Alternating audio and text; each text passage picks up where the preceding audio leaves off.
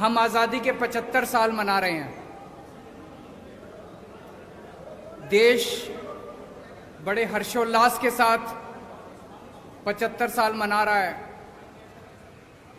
लेकिन सभी के मन में एक प्रश्न है। 75 साल हो गए। 75 साल किसी भी देश के लिए कोई बहुत ज्यादा नहीं होते, पर 75 साल किसी भी देश के लिए कम भी नहीं होते। 130 करोड़ भारतीयों के मन में प्रश्न है कि इन 75 सालों में कई देश हमसे आगे निकल गए, भारत पीछे क्यों रह गया? भारत आज दुनिया का नंबर 1 देश क्यों नहीं है? भारत अमीर देश क्यों नहीं है? भारत की बहुत बड़ी संख्या आज भी गरीब क्यों है? भारत के अंदर अभी भी हर बच्चे को अच्छी शिक्षा क्यों नहीं मिलती है? हमारे में किस चीज की कमी है? भारत के लोग दुनिया के सबसे इंटेलिजेंट लोग हैं। भगवान ने जब पृथ्वी की रचना की और इंसान बनाया, सबसे इंटेलिजेंट लोग भारत में भगवान ने पैदा किए। हमारे लोग जब दुनिया भर में जाते हैं, अमेरिका ले लो, लंदन ले लो, फ्रांस ले लो, दुनिया की कोई मल्टीनेशनल कंपनी उठा के देख लो, ऊपर आपको एक इंडियन बैठा मिलेगा नंबर 1 या नंबर 2 पोजीशन पे। हमारे देश के लोग इतने इंटेलिजेंट हैं, इतने हार्ड वर्किंग हैं, फिर हमारा देश पीछे क्यों रह गया? भगवान ने जब पृथ्वी बनाई, भारत को सब कुछ दिया। भगवान ने सबसे खूबसूरत जगह भगवान ने भारत को बनाया। भारत में नदियां हैं, पहाड़ हैं, मिनरल्स हैं, जड़ी बूटियां हैं, सारी फसलें हैं, समुद्र है, कोई कमी नहीं छोड़ी भगवान ने। फिर भारत पीछे क्यों रह गया? आज ये प्रश्न सब लोगों के मन में है कि भारत पीछे। जो देश हमारे बाद आजाद हुए, सिंगापुर हमारे 15 साल बाद आजाद हुआ, आज हमसे आगे निकल गया। सेकेंड वर्ल्ड वॉर में जापान ध्वस्त हो गया था, हमसे आगे निकल गया आज। सेकेंड वर्ल्ड वॉर में हिटलर के बाद जर्मनी ध्वस्त हो गया था, आज हमसे आगे निकल गया। हम पीछे क्यों रह गए? कुछ लोग पूछते हैं, can India lead the world? Why not? हमारे पास दुनिया के बेस्ट इंजीनियर हैं, बेस्ट डॉक्टर हैं, बेस्ट किसान हैं, बेस्ट वकील हैं, बेस्ट टैलेंट है दुनिया का, फिर हम आगे क्यों नहीं बढ़ सकते? हमारा सिस्टम खराब है। पिछले 75 साल के अंदर इन पार्टियों और इन नेताओं ने मिलके हमारे देश के अंदर केवल राजनीति की है, गंदी राजनीति की है। इनके भरोसे अगर छोड़ दिया तो अगले 75 साल भी देश को ये आगे नहीं बढ़ने देंगे। अगले 75 साल भी भारत पीछे रह जाएगा। अब उम्मीद केवल एक ही है, इस देश की जनता।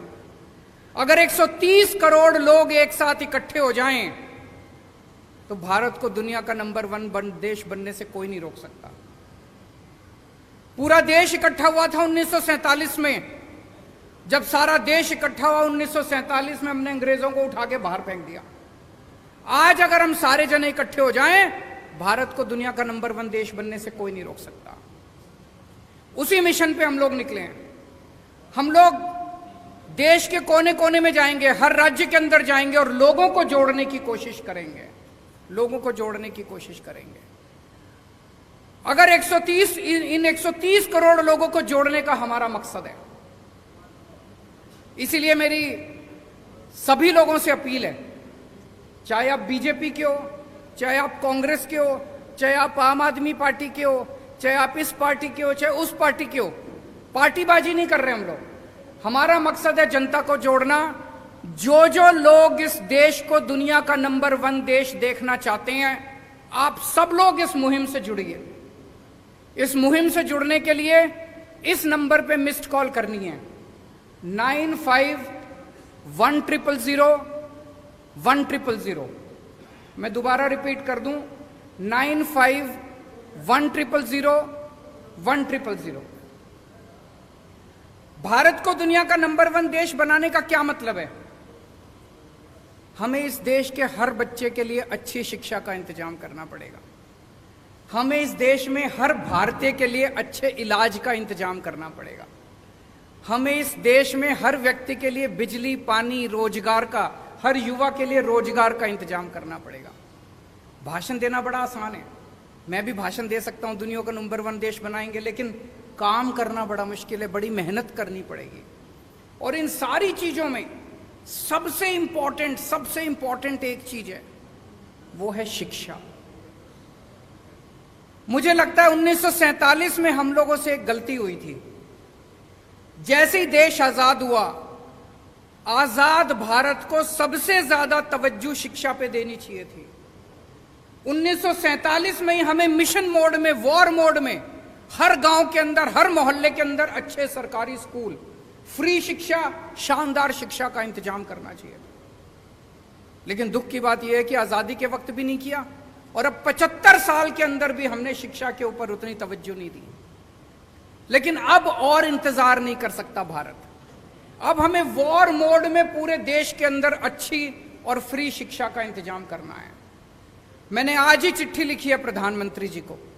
प्रधानमंत्री जी ने अभी 5 सितंबर को ऐलान किया कि 14,500 स्कूलों को केंद्र सरकार पूरे देश में अपग्रेड करेगी। बहुत अच्छी बात है, हम बधाई देते हैं उनको। लेकिन देश में 10 लाख, 10.5 लाख सरकारी स्कूल हैं। अगर 14,500 स्कूलों को किया जाएगा तो 100 साल लग जाएंगे सारे सरकारी स्कूलों को ठीक करने में। अब भारत इंतजार नहीं कर सकता। 130 करोड़ लोग बेचैन हो रहे हैं। मेरा उनसे निवेदन है, मैंने आज ही चिट्ठी लिखी है प्रधानमंत्री जी को, कि सारी राज्य सरकारों को एक साथ लीजिए और वॉर मोड में, मिशन मोड में हम अपने 10 लाख सरकारी स्कूलों को 5 साल के अंदर ठीक करके दिखाएंगे। इसका प्लान बनाते हैं। सारे सरकारी स्कूलों को शानदार बनाएंगे। दिल्ली में हमने सरकारी स्कूलों को ठीक किया, पूरे देश के अंदर भी ठीक कर सकते हैं।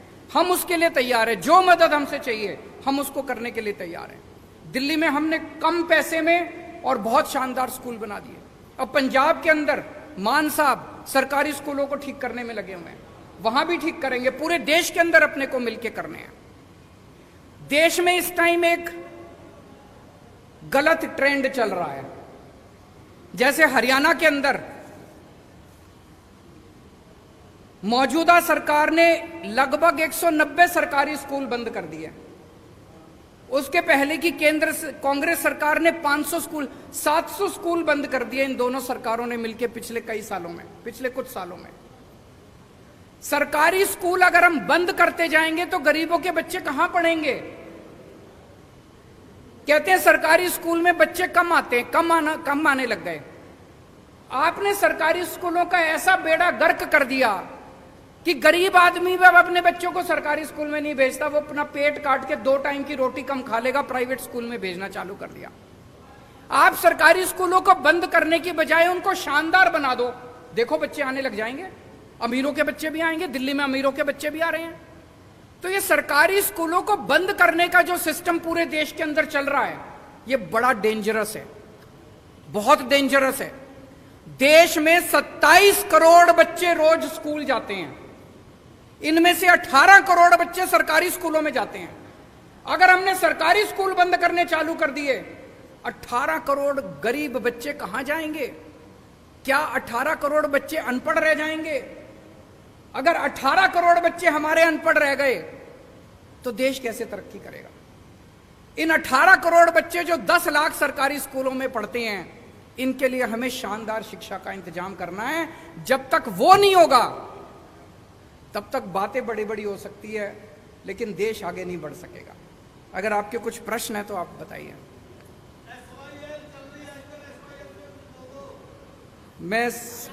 मैं जानता था जी आप SYL पे जरूर पूछोगे। मैं पहले 2 मिनट मान साहब को कहूंगा कि वो अपनी बातें रखें, उसके बाद मैं जवाब दूंगा। बहुत बहुत धन्यवाद, शुक्रिया सर। देश के सबसे क्रांतिकारी मुख्यमंत्री अरविंद केजरीवाल जी ने जो बातें की हैं,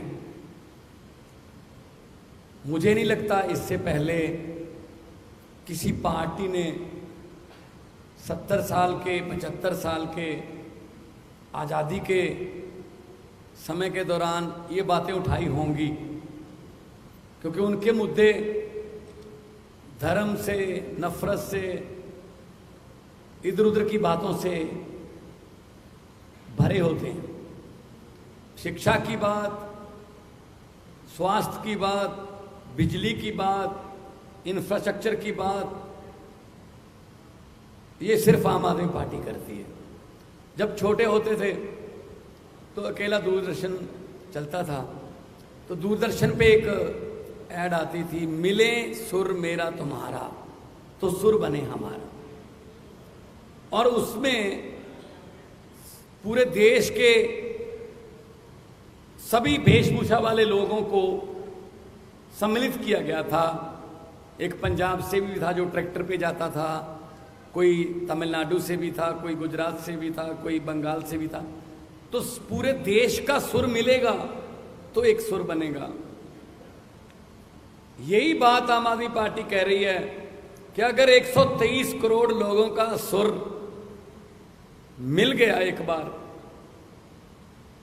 तो वो सुर जो होगा वो देश को नंबर 1 बना देगा। So make India number 1। Ukraine 25-26 साल पहले आजाद हुआ।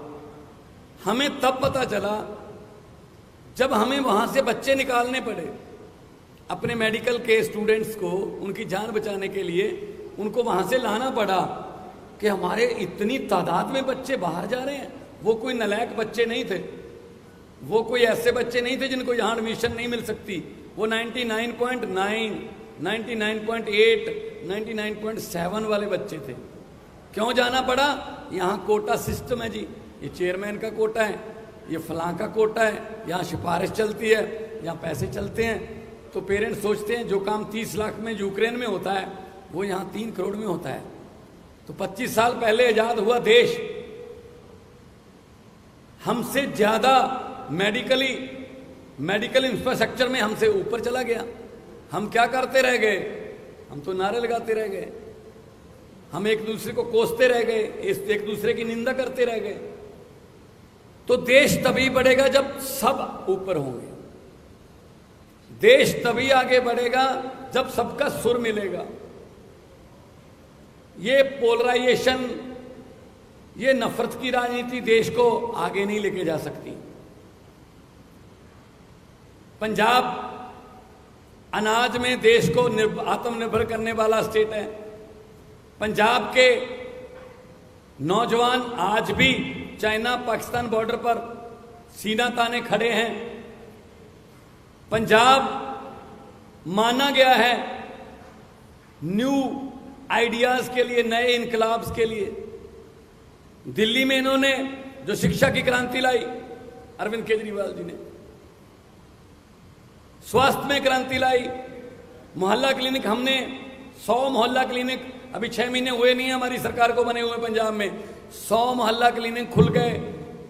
जून जुलाई से बिजली के बिल जो है 0 आने लगे। सेना में जो जवान फर्ज निभाते हुए अपनी जान कुर्बान करता है, 1 करोड़ रुपया उसको मिलता है। विधायकों को 1 बार की पेंशन ही मिलेगी। 1 बार विधायक बने तो बार-बार 5 बार विधायक बने तो बार-बार पेंशन नहीं मिलेगी, 1 बार मिलेगी। अभी हम आने वाले दिनों में ई गवर्नेंस ला रहे हैं। गिरदावरी रजिस्ट्री फर्द आपके लैपटॉप में,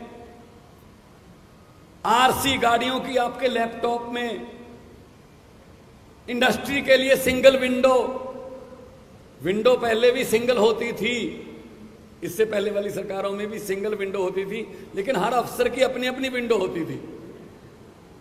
इससे पहले जो भी इंडस्ट्री वाले आते थे वो पंजाब से एमओयू करने नहीं आते थे, वो एक परिवार से एमओयू करने आते थे। अब जब वो इंडस्ट्री वाले आते हैं तो पंजाब के साथ हस्ताक्षर करने आते हैं। पंजाब में बड़ी बड़ी कंपनियां आ रही हैं, नौजवान युवाओं को रोजगार मिलेगा। वही नौजवान जो आइलेट्स करके या कोई और तरीके से विदेश जा रहा है, ब्रेन ड्रेन हो रहा है, वो देश में रहेंगे। आपको एक हैरानीजनक बात बता देता हूं जो मुझे पिछले दिनों इन्वेस्ट पंजाब के एक सम्मेलन के दौरान पता चली। जोमैटो, आजकल उसके बिना हम खाना नहीं खाते, अगर वो देके जाएंगे तो ही खाएंगे। जोमैटो का जो चलाने वाला, जिसने जोमैटो शुरू किया, आइडिया किया, वो फरीदकोट से है। ओला का जो मालिक है वो सानेवाल से है। फ्लिपकार्ट पंजाबी का है। हमारे पास आइडियाज बहुत हैं, लेकिन उन आइडियाज को इंप्लीमेंट करने के लिए प्लेटफॉर्म चाहिए, तो वो प्लेटफॉर्म आम आदमी पार्टी दे रही है। आम आदमी पार्टी ऐसे प्लेटफॉर्म भी दे रही है कि छोटे छोटे घरों के नौजवान लड़के लड़कियों को एमएलए की और एमपी की टिकटें भी मिल रही हैं। तो आम आदमी पार्टी आज देश को नंबर 1 बनाने के लिए जो भी बनता अफसर होगा, कोई ऐसी कमी नहीं छोड़ेगी आम आदमी पार्टी कि देश को नंबर 1 बनाने में कोई दिक्कत रह जाए। क्योंकि जैसा कि अरविंद केजरीवाल जी ने कहा है कि देश तभी आगे बढ़ सकता है जब सब आगे बढ़ेंगे। ऐसे बातें करने से या कोई भाषण देने से या जुमले सुनाने से देश आगे नहीं बढ़ेगा।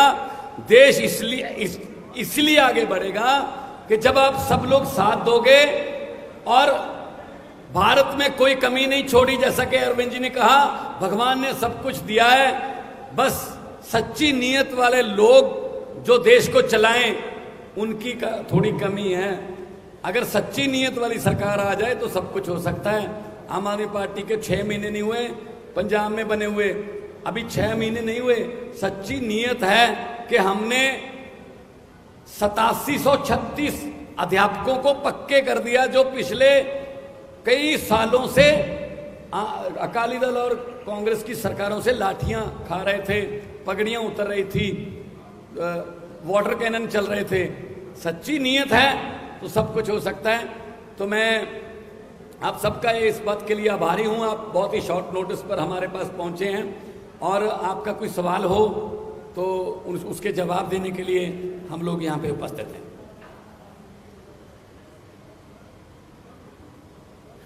अभी हमारे मीडिया के एक साथी ने एसवाईएल के बारे में पूछा कि एसवाईएल पे हमारा क्या स्टैंड है। मैं आपसे पूछना चाहता हूं कि एसवाईएल पे पंजाब कांग्रेस का क्या स्टैंड है और हरियाणा कांग्रेस का क्या स्टैंड है। एसवाईएल पे पंजाब बीजेपी का क्या स्टैंड है और हरियाणा बीजेपी का क्या स्टैंड है। पंजाब में जाते हैं ये लोग तो कहते हैं एसवाईएल बनने नहीं देंगे, हरियाणा में आते हैं ये लोग तो कहते हैं एसवाईएल लेके रहेंगे। इसी गंदी राजनीति ने पिछले 70 साल में भारत को, इंडिया को नंबर 1 नहीं बनने दिया। केवल और केवल गंदी राजनीति करते हैं। एसवाईएल बड़ा इंपॉर्टेंट मुद्दा है, पानी बड़ा इंपॉर्टेंट मुद्दा है। दोनों राज्यों में पानी की कमी है, हमें यह बात माननी पड़ेगी। पंजाब में पानी का स्तर बहुत नीचे जा रहा है, पानी की कमी है, लोग प्यासे हैं। हरियाणा में पानी का स्तर बहुत नीचे जा रहा है, हरियाणा के अंदर पानी की कमी है, हरियाणा में लोग प्यासे हैं।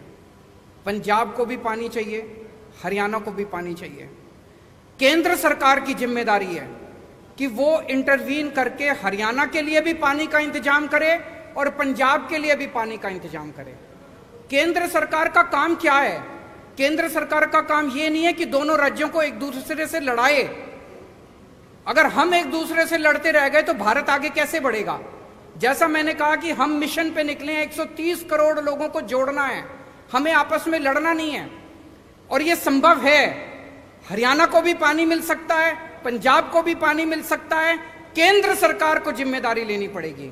मैं प्रधानमंत्री जी से अपील करता हूं कि पंजाब के लिए भी पर्याप्त पानी का इंतजाम करें, हरियाणा के लिए भी पर्याप्त पानी का इंतजाम करें और अगर उनके पास समाधान नहीं है मेरे को बुला लें, मैं उनको समाधान बता दूंगा। लेकिन बैठ के इसका समाधान करना पड़ेगा।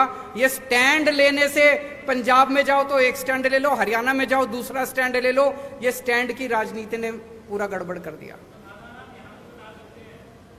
और कोई प्रश्न? समाधान बताएंगे जी। प्रधानमंत्री को समाधान निकालना चाहिए। अगर उनके पास समाधान नहीं है, मुझे चाय पे बुला ले, मैं समाधान दूंगा उनको। प्रेस कॉन्फ्रेंस के अंदर समाधान नहीं निकलते इन जटिल समस्याओं के। आपको मीटिंग के लिए बुलाया गया है एसवाईएल में। पहला सवाल तो ये कि आप उस मीटिंग में जाओगे। दूसरा सवाल मेरा ये है कि पंजाब के कर्मचारियों को इस महीने की अभी तक तनख्वाह नहीं मिली। करीब 1 हफ्ता ऊपर जा चुका है जब उनको तनख्वाह उनकी मिल जाती है। आपका पहला सवाल है, अगर हरियाणा के मुख्यमंत्री और पंजाब के मुख्यमंत्री की कोई मीटिंग केंद्र सरकार की, जो कहते हैं कि केंद्र सरकार ने कहा है कि दोनों मीटिंग कर लें, हम मिलने को तैयार हैं, मुझे मिलने में कोई हर्ज नहीं है। लेकिन जैसा कि अरविंद जी ने कहा, केंद्र सरकार का ये फर्ज बनता है कि वो इस समस्या का समाधान करे, ना कि दोनों को मीटिंग में बिठाकर उसके बाद बाहर आकर अपने अपने वक्तव्य देने के लिए उनको छोड़ दें। तो मैं Punjab as a head of the state in Punjab मैं जाने के लिए तैयार हूं। मुख्यमंत्री साहब हरियाणा के आए, बातचीत करेंगे, लेकिन कम से कम केंद्र सरकार जो है वो बाकी कामों के लिए राज्यों पर बहुत कुछ थोपती है। आप ये नहीं कर सकते, जीएसटी ये नहीं कर सकते, आप ये नहीं कर सकते, ये नहीं कर सकते। तो केंद्र सरकार जो है वो पंजाब का पानी पूरा कर दे पंजाब के पास, और हरियाणा का पानी भी पूरा कर दे। हरियाणा में भी जैसा कहा कि दोनों भाई हैं छोटे, हरियाणा छोटा भाई है, पंजाब बड़ा भाई है। तो हमें लड़ाने की बजाय वो समाधान निकालें। दूसरा, आज शाम तक वो जो हमारे एम्प्लॉइज की कुछ तनख्वाह रहती है वो मिल जाएगी, क्योंकि हमने पॉजिटिव राजनीति की है। हमने मुलाजिम पक्के किए, हमने भर्ती की, और हमने शुगर केन वाले जो गन्ना मुलाजिम थे पिछले कई सालों से धरने दे रहे थे, उनके पैसे भी आज ही जा रहे हैं। 94.98 करोड़ आज ही जा रहे हैं। आज शाम को तनख्वाह भी मिलेगी। हमने खजाने में जितने भी पैसे आते हैं हमने लोगों के लिए खोल रखे हैं। हम कर्जा भी नहीं लेते, लेकिन लोगों को हम कोई कमी भी नहीं छोड़ेंगे। और इस बार 23% जीएसटी की कलेक्शन बढ़ी है, और जितना टैक्स आएगा हम इंफ्रास्ट्रक्चर के रूप में, हम स्कूलों के रूप में, सस्ती बिजली के रूप में, हम सड़कों के रूप में, अच्छे स्कूलों के रूप में, मोहल्ला क्लिनिक के रूप में लोगों पर ही खर्च करेंगे।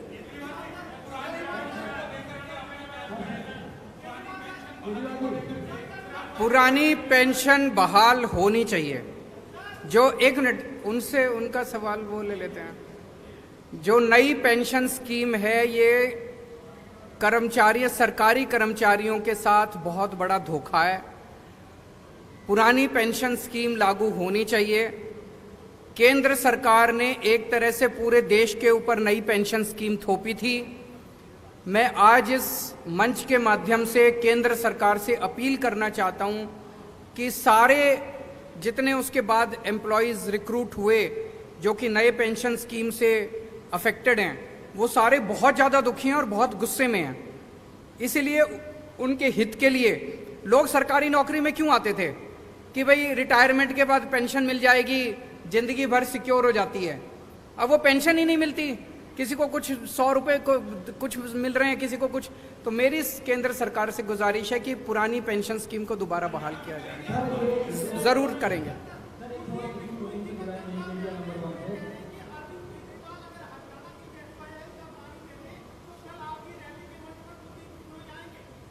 कुलदीप बिश्नोई की जरूरत ही नहीं हमको। कुलदीप बिश्नोई वहीं रहे, वो किस लिए? आप एक चीज बताओ, मैं आपसे पूछना चाहता हूं, अभी तक वो कांग्रेस में थे, अब वो बीजेपी में चले गए, अपनी पार्टी को पहली एमएलए थे, अब भी एमएलए का चुनाव लड़ेंगे, तो क्यों गए हैं? उनके ऊपर इतने सारे केस थे, इतने सारे केस थे, तो वो अपने केस रफा दफा कराने के लिए गए हैं। तो वो जनता से वोट किस लिए मांग रहे हैं? अब वो इसलिए नहीं मांग रहे कि मैं तुम्हारा कुछ भला करूंगा, भला तो पहले कर देते, अभी भी कांग्रेस में ही थे, एमएलए ही थे। वो जनता से कह रहे हैं मेरे को वोट दो ताकि मैं अपने सारे केस रफा दफा करा लूं। तो कुलदीप बिश्नोई जहां हैं वहीं रहे, उनकी हमें जरूरत नहीं है।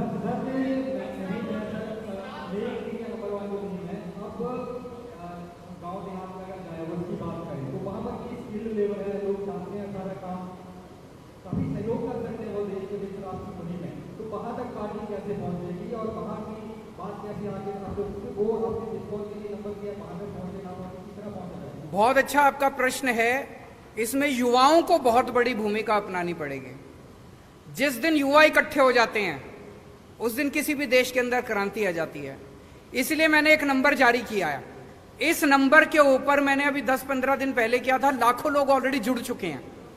कई लाख लोग इससे जुड़ेंगे, वो वॉलंटियर्स बनेंगे, वो अपने अपने मोहल्ले और अपने अपने गांव की जिम्मेदारी लेंगे। जब पूरा देश इकट्ठा हो जाएगा तो ये 130 करोड़ लोगों की ताकत बनेगी। जब 130 करोड़ लोग कहेंगे कि हमारे जो स्कूल खोलो, किसी सरकार की हिम्मत नहीं है जो स्कूल ना खोले। इनको अपनी अभी 75 साल में केवल गंदी राजनीति हुई है, काम नहीं हुए। अब काम करने पड़ेंगे। जिस दिन देश के लोग इकट्ठे हो गए, खड़े हो गए, लोगों को काम करने पड़ेंगे।